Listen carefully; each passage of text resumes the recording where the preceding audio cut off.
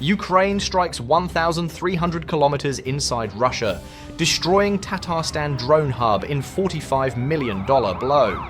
In one of the deepest strikes of the war, Ukraine has shattered Russia's confidence in its own rear defenses by hitting a drone hub more than 1,300 kilometers inside its territory, an attack that wiped out critical Shahed storage sites and caused $45 million in losses. This strike did not just destroy equipment, it exposed how vulnerable Russia's so-called safe zones have become as Ukraine's long-range capabilities expand. The operation also signals a major shift in the technological race now shaping the battlefield.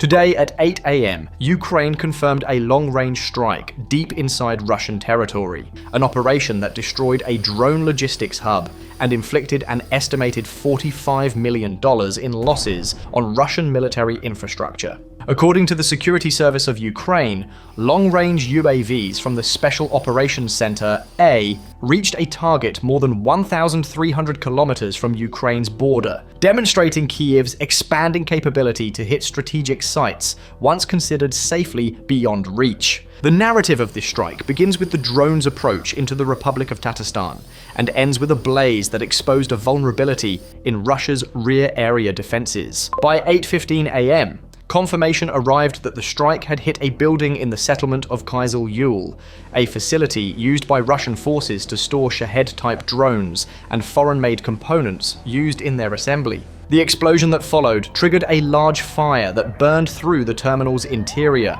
The SSU publicly stated that its drone had not only reached the site, but had also directly hit the designated target. The agency framed the operation as part of an ongoing effort to weaken Russia's ability to wage attacks against Ukrainian cities by targeting the supply chain behind Shahed production and deployment. The SSU emphasized that storage hubs, like the one destroyed in Tatarstan, remain legitimate military targets because the drones stored there are routinely used to strike Ukrainian territory. Ukrainian intelligence has long assessed these deep rear terminals as critical nodes in Russia's drone campaign. The decision to hit this site followed sustained monitoring, pattern analysis, and satellite tracking to identify when the facility housed the highest concentration of operational drones and imported assemblies. Minutes later, Ukrainian defense sources indicated that the platform likely used in the strike was the Luty long-range drone, one of Ukraine's newest domestically developed UAVs. Though the SSU declined to release the model name, open-source assessments pointed toward Luty because the strike distance, speed profile, and flight autonomy matched its reported capabilities. Developed in 2024, Luty represents a new class of long-range UAVs, built specifically for deep precision strikes against strategic infrastructure. By 8:30 AM, analysts assessing open-source imagery and reports noted that Luty's design characteristics align with the flight path and strike pattern recorded in Tatarstan. The drone has a wingspan of approximately 6.7 meters, a length of 4.4 meters, and a takeoff weight between 250 and 300 kilograms. Its payload capacity is estimated at up to 75 kilograms, enough for specialized high-explosive charges intended for hardened logistic structures. With speeds reaching 200 kilometers per h, the drone can travel autonomously to its target, navigating with satellite guidance and terrain-following systems to minimize radar exposure.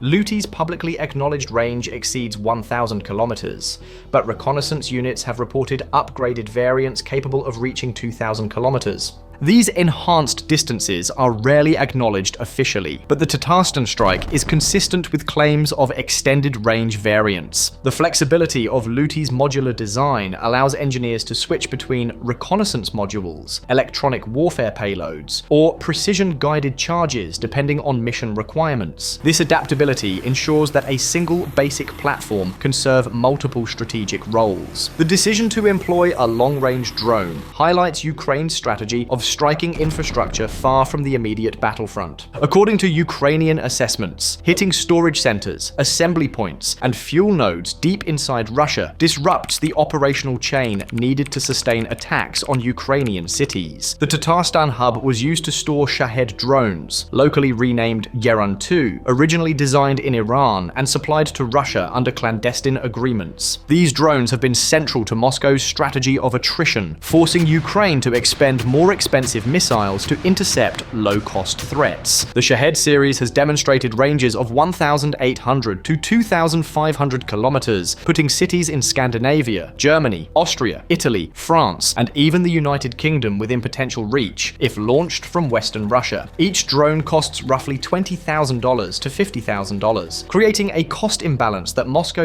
uses to sustain high-frequency attacks. In September, roughly 24 Shaheds violated Polish airspace while crossing from Ukraine during a Russian attack, triggering diplomatic concern across Europe about the region's vulnerability to spillovers. As the strike in Tatarstan took effect, Ukrainian intelligence framed the operation as part of a larger attempt to degrade Russia's drone warfare ecosystem. Russia continues to import components, assemble Shaheds domestically, and deploy them against Ukrainian civilian infrastructure, specifically targeting power facilities, refineries, rail systems, and fuel depots. According to international monitoring, Russia has conducted thousands of attacks on Ukrainian energy sites since early spring. These strikes aim to overload Ukraine's air defense systems, while degrading its ability to generate and store electricity. Because of these threats, Ukraine has increasingly focused on eliminating the sources rather than only countering the attacks. Targeting logistics, hubs, assembly plants, and component depots disrupts the cycle that enables Russia to launch wave after wave of Shahed attacks. The destruction of the Tatarstan site speaks directly to this strategy. By cutting into Russia's deep rear infrastructure, Ukraine reduces Moscow's ability to sustain prolonged drone campaigns. By 9 a.m., analysts reviewing satellite imagery suggested that the fire that erupted after the strike consumed critical supplies, including assembled drones, imported electronics, and power distribution systems necessary for drone maintenance. The financial loss, estimated at tens of millions, reduces the operational capacity of Russian units tasked with preparing drones for launch. One defense assessment placed Russian losses from this single strike at approximately $45 million, accounting for infrastructure, supplies, and stored Iranian-designed drones. The strike also exposed a recurring weakness in Russia's air defense posture. Despite having layered systems covering sensitive industrial regions, Russian radar stations failed to detect or intercept the incoming drone. Analysts believe Luty's terrain-following mode enabled it to fly at altitudes low enough to bypass radar coverage, while its composite airframe reduced its radar cross-section. This gap highlights a broader issue. Russia's deep rear facilities remain vulnerable to low-signature, low-altitude drones traveling long distances. By 9:20 a.m., Ukrainian officials emphasized that operations like this are not acts of retaliation, but strategic efforts to alter the dynamics of the war. When Russia's supposed safe zones prove penetrable, Moscow must reconsider how it allocates its air defense resources. The geographic expansion of Ukrainian strike capability forces Russia to defend a much larger perimeter, stretching its interceptors and radar coverage thin across thousands of kilometers. Ukraine continues to expand its domestic arms production, accelerating the development of drones like Luty and integrating Western technologies where possible. These advancements reflect a transition in warfare in 2025, defined by long-range UAVs, loitering munitions, precision deep strikes, and asymmetric tactics that rely on affordability and reach rather than massed formations. As Ukraine pushes deeper into Russian airspace with indigenous systems, each operation reinforces the message that distance alone can no longer protect Russian military assets.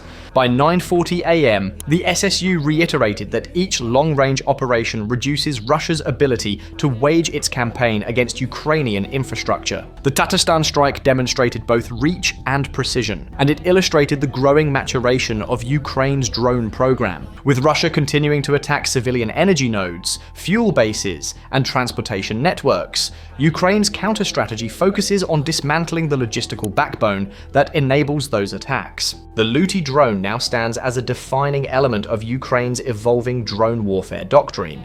It demonstrates that Ukraine can strike well beyond the front lines, hitting targets essential to Russia's long-range strike campaigns. The operation in Tatarstan shows that Ukraine is not merely defending itself, it is reshaping the battlefield by projecting force deep into enemy territory. As the fire in Kyzyl burned through the morning hours, the outcome was clear. Ukraine achieved its objective, and Russia suffered a significant setback. The losses totaled roughly $45 million, and the blow to Russia's confidence in its rear area defenses was equally severe. Ukraine's message was unmistakable. If Russia launches drones toward Ukrainian cities, the facilities enabling those attacks will face consequences. The strike leaves a pressing strategic question. As Ukraine continues expanding its long-range capabilities, will Russia adapt quickly enough to protect its deep rear, or will these vulnerabilities continue to widen in the months ahead?